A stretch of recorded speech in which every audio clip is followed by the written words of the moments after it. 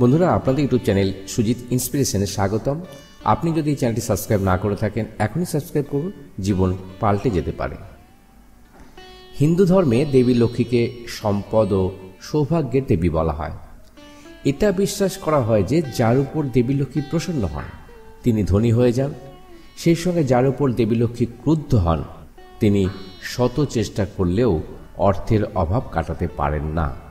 তাই দেবী লক্ষ্মীকে খুশি করতে এবং তার আশীর্বাদ পাওয়ার জন্য লোকেরা অনেক কিছু করে, কারণ দেবী মাতার কৃপায় ব্যক্তির খাদ্য, অর্থ, বস্ত্র ছাড়াও তার জীবনের সব কষ্ট দূর হয়। আপনিও যদি চান দেবী লক্ষ্মী সর্বদা আপনার উপর খুশি থাকে, তাহলে যে কোনো 3টি সহজ প্রতিকার করুন। দেবী লক্ষ্মী সর্বদা আপনার বাড়িতে অবস্থান করবেন। 1 নম্বর, সন্ধ্যায় পুজো করার সময় সর্ষের তেলের প্রদীপ জ্বালিয়ে তাতে লবঙ্গ দিন। এটি অত্যন্ত শুভ বলে মনে করা হয়। প্রদীপ জ্বালানো হিন্দু ধর্মে অত্যন্ত শুভ কাজ বলে মনে করা হয়। প্রত্যেক মানুষকে তার বাড়িতে বা মন্দিরে সকাল ও সন্ধ্যায় প্রদীপ জ্বালানো উচিত। পৌরাণিক বিশ্বাস অনুসারে যারা বাড়িতে প্রদীপ জ্বালান তাদের উপর দেবী লক্ষ্মী প্রসন্ন হন এবং এই ধরনের লোকেদের উপর সর্বদা তার আশীর্বাদ রাখেন, যার কারণে আপনার বাড়িতে সফলতা আসবে এবং পরিবার ও জীবনে সুখের মুখ দেখবেন। 2 নম্বর, শাঁখের মধ্যে দক্ষিণাবর্তী শঙ্খকে বিশেষ গুরুত্ব দেওয়া হয়। পুরাণেও এর উল্লেখ আছে।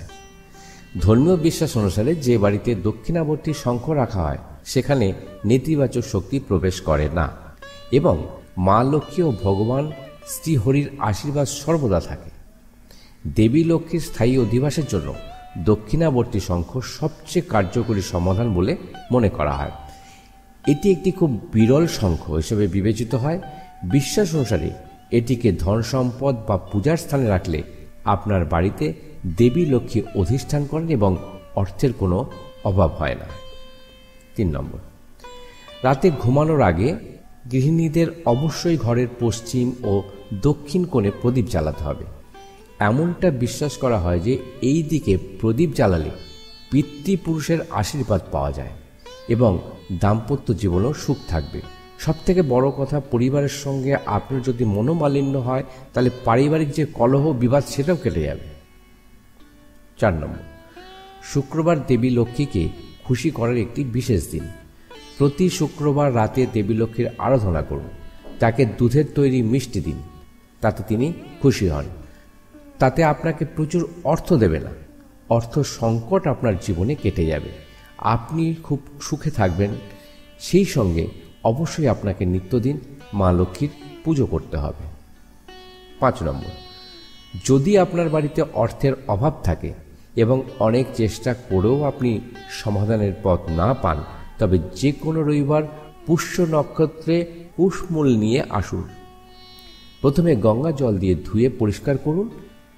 এখন একে দেবতা মনে করে বাড়ির মন্দিরে রেখে যথাযথভাবে পুজো করুন। পরে লাল কাপড়ে মুড়ে কোনো আলমারি বা টাকার জায়গায় রাখুন। এটি বিশ্বাস করা হয় যে এটি বাড়িতে সমৃদ্ধি নিয়ে আসে এবং অর্থ বৃদ্ধি করে। 6 নম্বর, একটি তামার পাত্রে জল ও লাল সিঁদুর রেখে সূর্যকে অর্পণ করুন। এটা বিশ্বাস করা হয় যে এতে একজন ব্যক্তির সমস্ত কাজ সম্পন্ন হতে শুরু করে।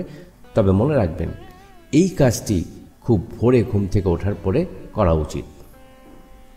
7 নম্বর, তুলসীকে জল দেওয়ার সময় সর্বদা ভগবান বিষ্ণুর ওম নমো ভগবতে বাসুদেবায় মন্ত্র এবং ওম বৃন্দাবন সহি মন্ত্র 3 বার জপ করুন।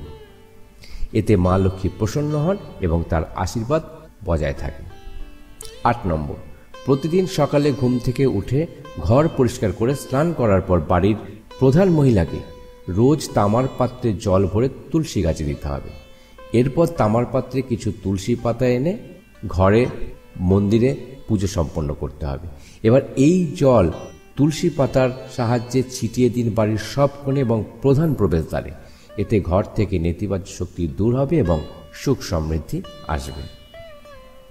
9 নম্বর, পিতা মাতা ও গুরুজনদের পা স্পর্শ করা উচিত। প্রতিদিন সকালে বাবা মায়ের পা স্পর্শ করে ইতিবাচক শক্তি এবং শান্তির পরিবেশ তৈরি হয়। এতে আত্মবিশ্বাস বাড়ে, যা উন্নতির পথ প্রশস্ত হয়। 10 নম্বর, দেবী লক্ষ্মীর আশীর্বাদ পেতে শ্রীযন্ত্র স্থাপন করা একটি কার্যকারী উপায় হিসেবে বিবেচিত। বিশ্বাস অনুসারে যেখানে শ্রীযন্ত্র প্রতিষ্ঠা করা হয় এবং নিয়মিত পুজো করা হয় সেখানে দেবী লক্ষ্মী বাস করেন। এই যন্ত্রটি স্থাপন করলে অর্থ সংক্রান্ত যাবতীয় সমস্যার অবসান হয় এবং ধন সম্পদ বৃদ্ধি পায়। 11 নম্বর, মূল প্রবেশ পথে ঘিয়ের প্রদীপ জ্বালাতে হবে। প্রদীপে সকল দেবদেবীর অধিবাস, এতে করে আপনি সকল বিপদ থেকে মুক্তি পাবেন। এর সাথে দেবী লক্ষ্মীর আগমন ঘটে, যা ঘরে সুখ ও সমৃদ্ধি নিয়ে আসে। শুধু তাই নয়, প্রদীপ জ্বালানো বাড়ির বাস্তুদোষ থেকেও মুক্তি পেতে সাহায্য করে। 12 নম্বর, যে বাড়িতে গৃহবধূরা ঘুমানোর আগে তার বাবা মা বা বড়দের সেবা করে সে বাড়িতে কখনোই অর্থের অভাব হয় না। এছাড়াও দেবী লক্ষ্মীর আশীর্বাদ পেতে আমাদের প্রতিদিন ঘুমানোর আগে ঘরে কর্পূর জ্বালানো উচিত। এতে নেতিবাচক শক্তি নষ্ট হয়। আপনি চাইলে এই কর্পূর পুজোর থালায় রেখে পুড়িয়ে দিতে পারেন। এরপরে এর ধোঁয়া বেডরুম, ড্রয়িং রুমে ঘোরান। 13 নম্বর, ঘুমানোর আগে প্রধান দরজা পরিষ্কার করুন। প্রধান দরজা থেকে জুতো চপ্পল সরান, কারণ দেবী লক্ষ্মী শুধুমাত্র মূল দরজা দিয়েই ঘরে প্রবেশ করেন। মা লক্ষ্মীর আশীর্বাদ পেতে চাইলে এই স্বভাবগুলো ত্যাগ করুন। 1 নম্বর, কিছু লোক আছে যারা তাদের বাড়িতে পরিষ্কার পরিচ্ছন্নতার যত্ন নেয় না। বাস্তুশাস্ত্র অনুসারে ঘর পরিষ্কার রাখলে দেবী লক্ষ্মী খুব খুশি হন এবং ঘরে পজিটিভ এনার্জি ছড়িয়ে পড়ে। এছাড়া যে বাড়িতে পরিষ্কার পরিচ্ছন্নতা থাকে সেখানে মা লক্ষ্মী থাকেন। 2 নম্বর, আমরা অনেক সময় দেখি বাড়িতে বাসন পড়ে যাওয়ার আওয়াজ হচ্ছে বা হাত থেকে বাসন পড়ে যাচ্ছে। বাসনের আওয়াজও কিন্তু মা লক্ষ্মী রুষ্ট হন।